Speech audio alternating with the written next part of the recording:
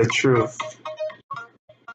Alright, so right now this is Terror Tamilits off the album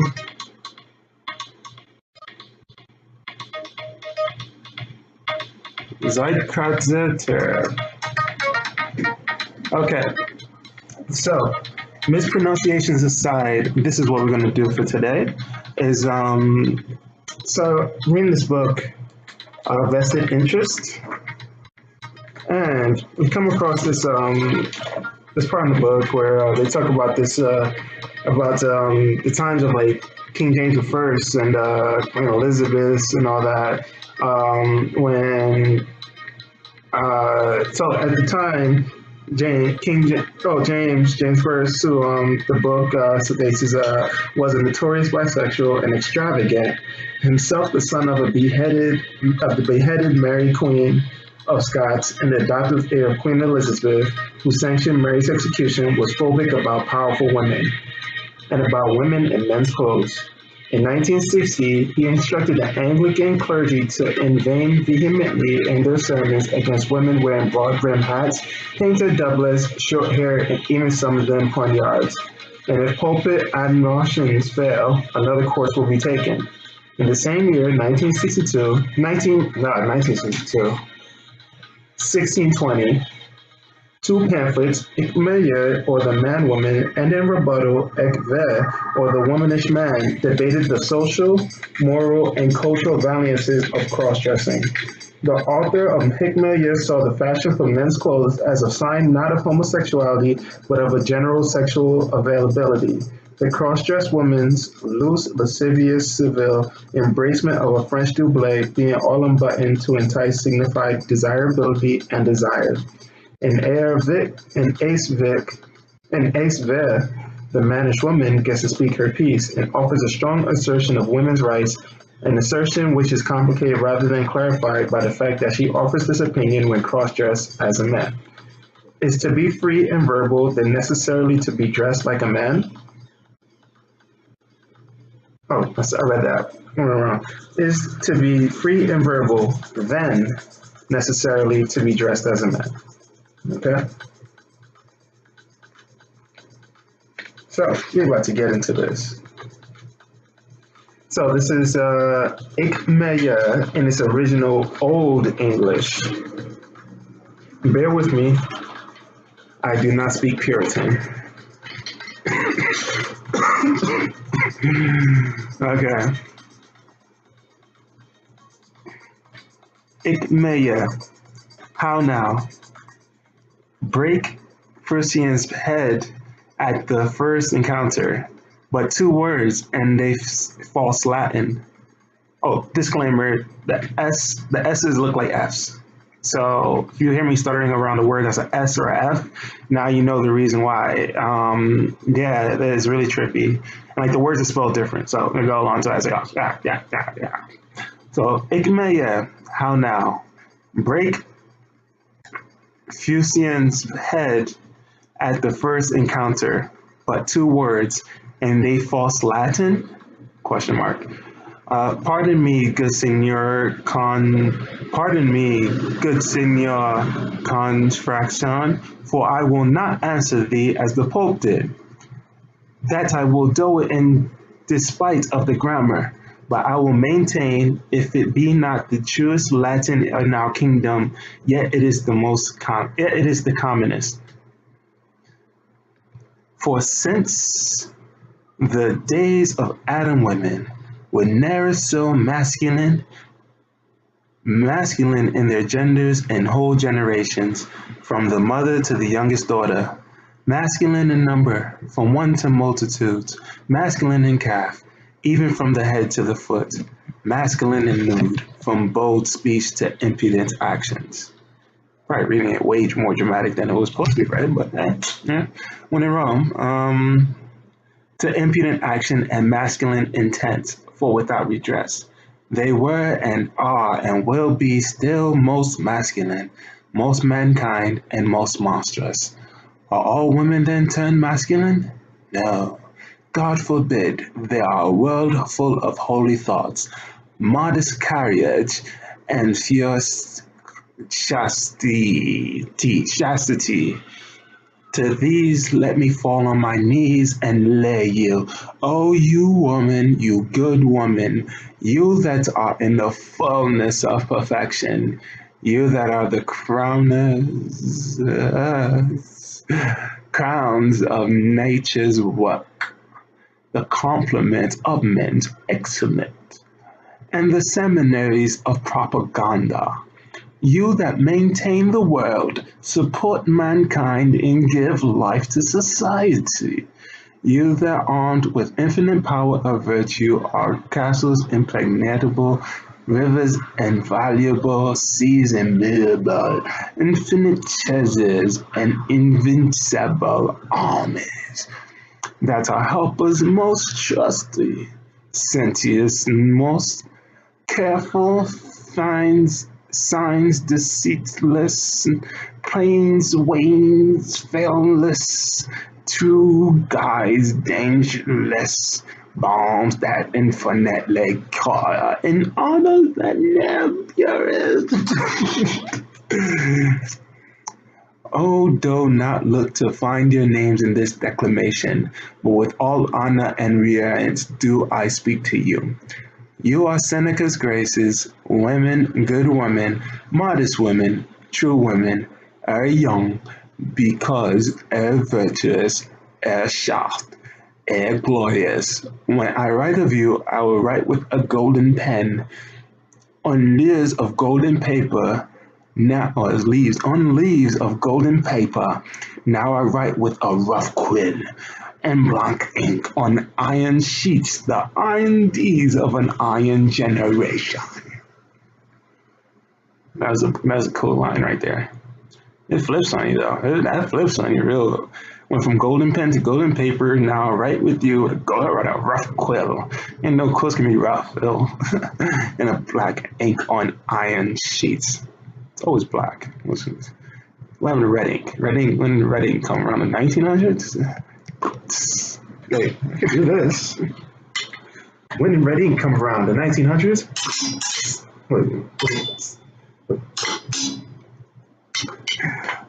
Okay. Come then, you masculine woman, for you are my subject. You that are made admiration of us and us. The way he spelled it is lit, because the F's are S, so it's capital A, S-S-E, us. You have made admiration in us, and fooled him with an deformity never before dreamed of, that e'er made yourselves stranger things than ever Noah's ark embladen or now's engendered. Who to name? He that named all things.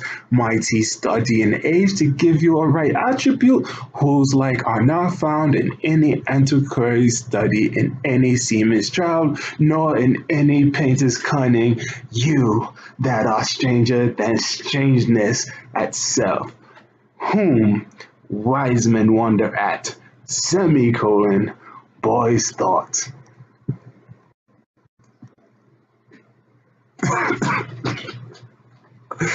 Someone got genders up. We can see semicolon, at goblins themselves start at.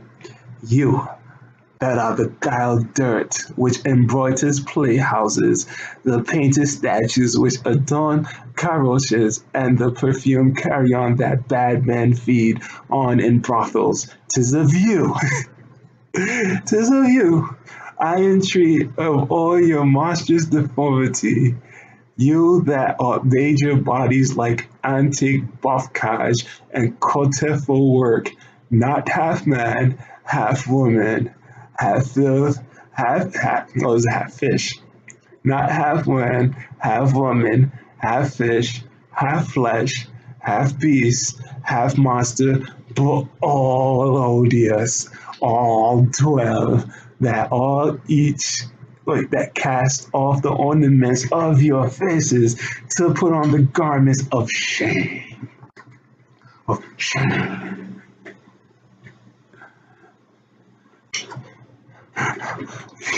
Knowledge, gender knowledge is crazy. that all laid by, there hasn't been a period in this entire text, that all laid by the bashfulness of your natures, to gather the impudence of harlots that have buried silence to revive slander. That are all things that but that which you should be, and nothing less than friends to virtue and goodness. Oh, so wait, is it? No. That have laid by the bashfulness of your nature, to gather the impudence of harlots that have buried silence to revive slander, that are all things but that which you should be, nothing less than friends to virtue and goodness, that have made the foundation of your highest detested work from the lowest defiled creatures that record can give testimony of, the one cut from the commonwealth at the gallows. The other is well known from the first you got the false armory of yellow. From the first you got the false armory of yellow starch, for to know where yellow on white or white upon yellow is by the rules of heraldry, baseness, bastardy, and indignity, the folly of imitation, the deceitfulness of flattery, and the what's that grossest grossest baseness of all baseness, to do whatsoever a greater power will command you. From the other, you have taken the monstrousness. You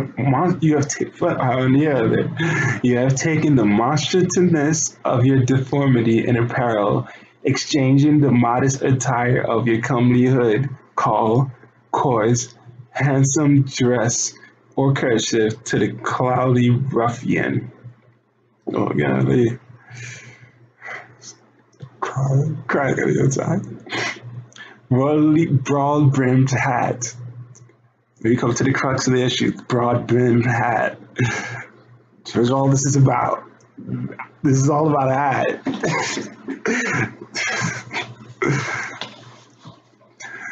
This is bad women. The Hic Mulier. I can't pronounce it. I don't drop the H. It's a Hic Mulier, wearing a broad-brimmed hat and one unfeathered. Okay.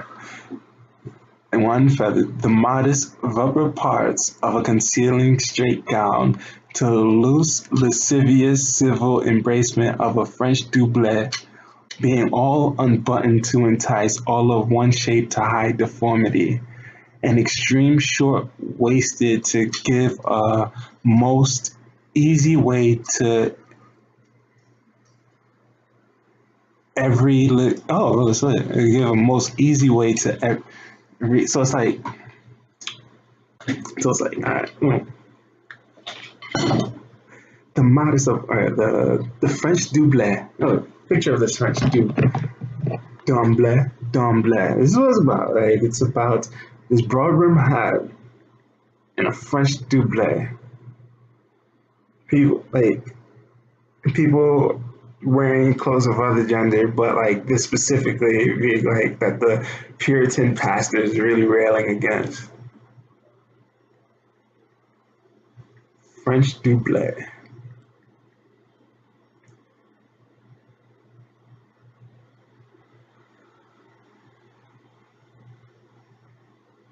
It's kind of nifty.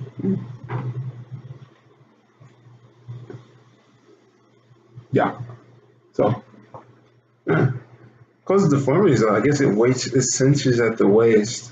And the sleeves are so puffy. Is this the future in genderless clothes? We need to go back to this. It's kind of lit. It has fringes on the sleeves. So you can't really tell. You just see puffs, like where my arm's supposed to be, so I can't get no muscle dysphoria or anything like that. And like chest area, it's like breast area, so it looks voluptuous anyway. Cinched around the waist and a nice A-line to the side. Oh my gosh.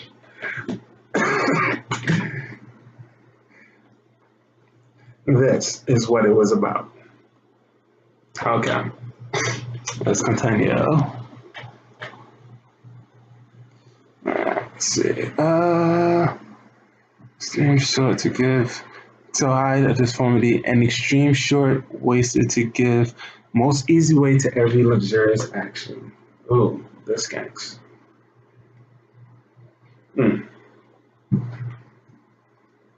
What's this about?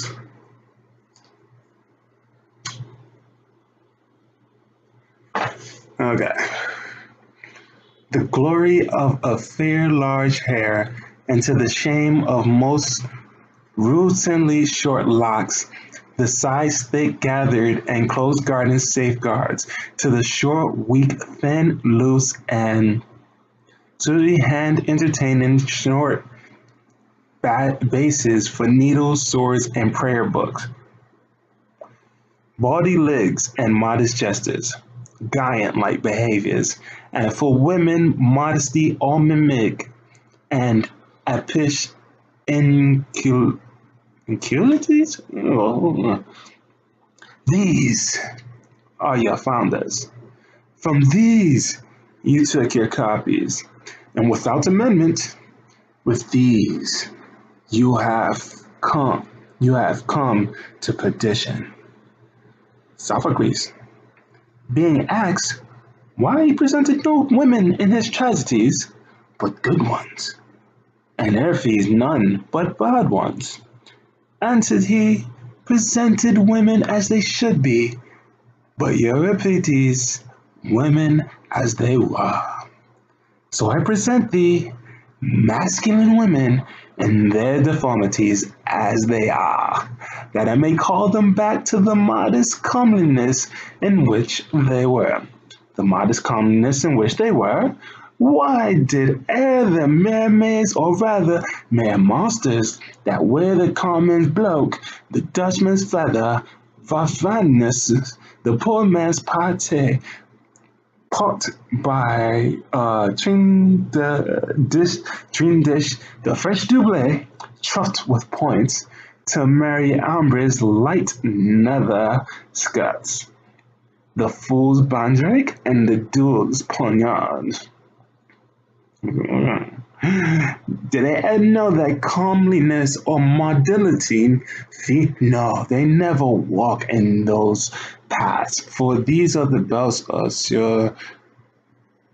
These are the bells of Sir Burges of gentry, torn from better pieces from their full stains, or else the adulterate branches of the rich stocks that are taking too much sap from their roots, are cut away and employ in base sipes, and if not so, these are the thinking vapors drawn from the dunghills, which nourish in the higher regions of the air, become meteors and false fires blazing, flashing thereon, and amazing men's minds with their strange proportions, till the substance of their pride being spent, they drop down again to a place from whence they came, and there rot and consume unpitied and unremembered.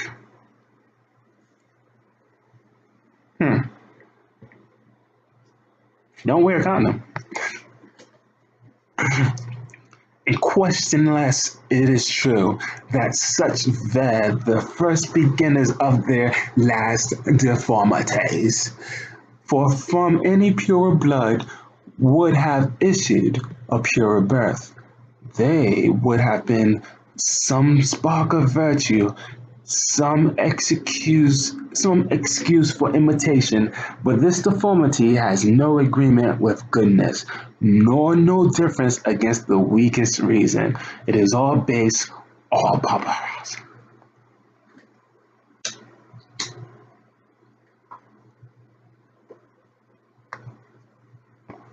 Base.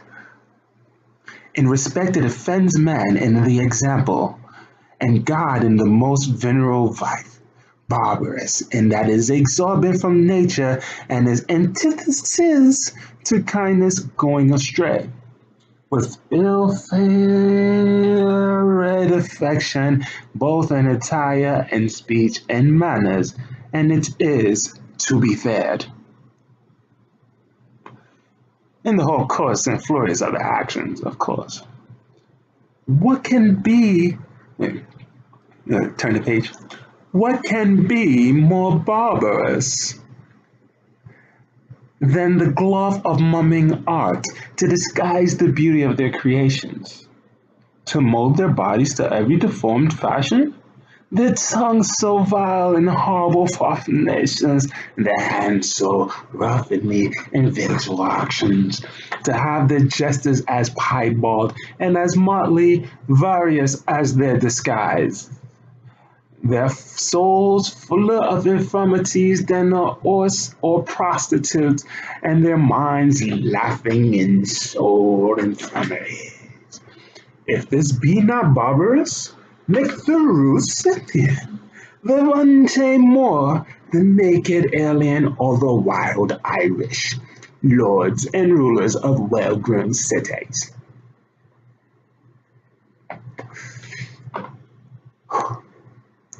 But rest this deformity than one knee in the barfler, and none but such are the beggary of desert, that are in them nothing but skittishness and pureness, that are living grouse, unwholesome sinks, quotidian fares for intolerable cumber, and the extreme enquiry and wrong of nature.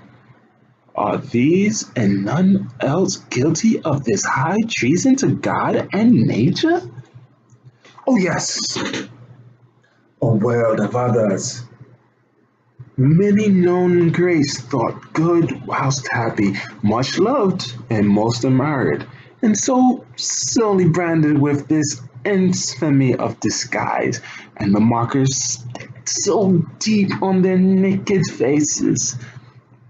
The mocks, that's lit, the mocks flick so deep on their naked faces and more naked bodies that now all the painting in Rome and Vanna can conceal them. Ooh.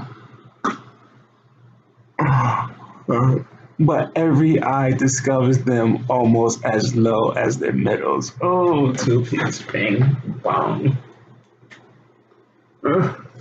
It's such a shame, really.